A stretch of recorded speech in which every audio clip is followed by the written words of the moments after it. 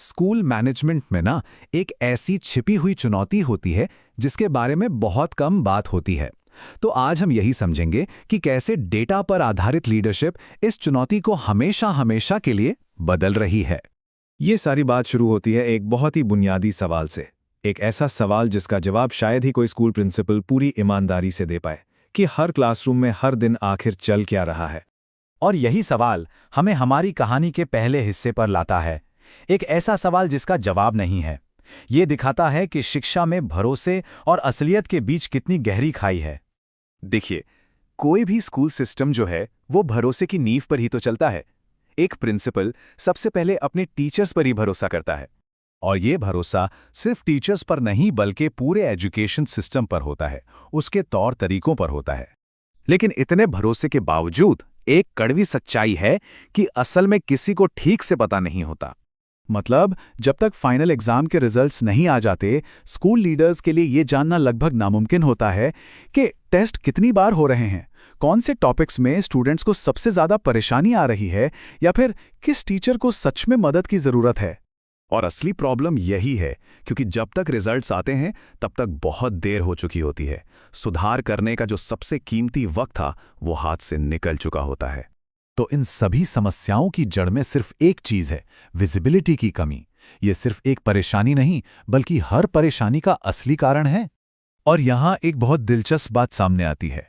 अक्सर हमें लगता है कि समस्या टीचिंग क्वालिटी में है, लेकिन असल मुद्दा है टीचिंग से जुड़ी रियल टाइम जानकारी का ना होना, मतलब विजिबिलिटी की कमी। और जैसा कि स्रोत सामग्री बताती है, ठीक इसी समस्या को हल करने के लिए क्विज अटेम्प्ट जैसे प्लेटफॉर्म्स को डिज़ाइन किया गया है। ये एक ऐसा टूल है जो इस अदृश्यता को, इस इनविजिबिलिटी को खत्म कर देता है। तो सवाल ये है कि ये सिस्टम अंदाजे को ठोस जानकारी में बदलता कैसे है। चलिए देखते हैं। यहाँ से अंदाजे का खेल खत्म होता है और असली डेटा का दौर शुरू होता है। इस पूरे समाधान का जो मूल मंत्र है ना, वो इस एक लाइन में छिपा है। फीचर्स नहीं बल्कि नतीजे। मतलब फोकस सिर्फ टेक्नोलॉजी देने पर नहीं है, बल्कि ऐसे रिजल्ट्स देने पर है जिन पर एक्शन लिया जा सके। इससे होता यह है कि जो अंदाजे थे वो अब पक्की जानकारी बन जाते हैं। अब स्कूल लीडर्स के पास एक डैशबोर्ड होता है जो स्कूल की एकेडमिक हेल्थ को साफ साफ दिखाता है। क्लास की परफॉर्मेंस कैसी है, कौन से सब्जेक्ट में कमजोरी है, यहां तक कि कौन से चैप्टर में दिक्कत है, सब कुछ रियल टाइम में पता चलता है। तो सबसे बड़ा बदलाव क्या है? वो ये कि अब साल के अंत में होने वाले विश्लेषण की कोई जरूरत नहीं है। उसकी जगह हर पल की सक्रिय जागरूकता ने ले ली है। कोई अंदाजा नहीं, सिर्फ रियल टाइम सच्चाई। और जब डेटा से एक्शन लेने की ताकत मिलती है ना, तभी लीडरशिप का एक नया दौर शुरू होता है। एक ऐसा दौर जहां नियंत्रण भी है और जवाबदेही भी। अब सोचिए, एक प्रिंसिपल के पास क्या ताकत है। वो खुद एक क्विज बना सकते हैं, उसे टीचर्स या स्टूडेंट्स को असाइन कर सकते हैं, एक साफ टाइमलाइन सेट कर सकते हैं और सबसे जरूरी, प्रोग्रेस को लाइव ट्रैक कर सकते हैं। और इसका नतीजा, अगर कहीं कोई देरी होती है तो ऑटोमेटिक नोटिफिकेशंस मिलते हैं। यानी बार बार मैनुअल फॉलोअप करने की जरूरत ही नहीं, कोई अनुमान नहीं, सिर्फ और सिर्फ पूरी पारदर्शिता।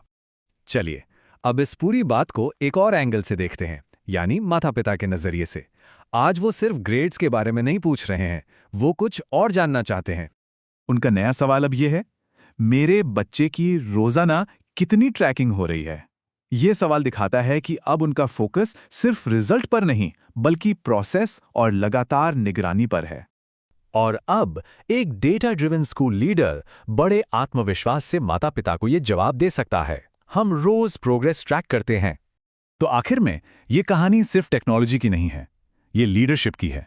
ये इस बात को पूरी तरह से बदल देती है कि आज के दौर में एक स्कूल चलाने का मतलब क्या है। और ये हमें एक बड़े सवाल के साथ छोड़ जाती है, जब हर जानकारी हमारी उंगलियों पर होगी तो भविष्य की शिक्षा का नेतृत्व आखिर कैसा दिखेगा।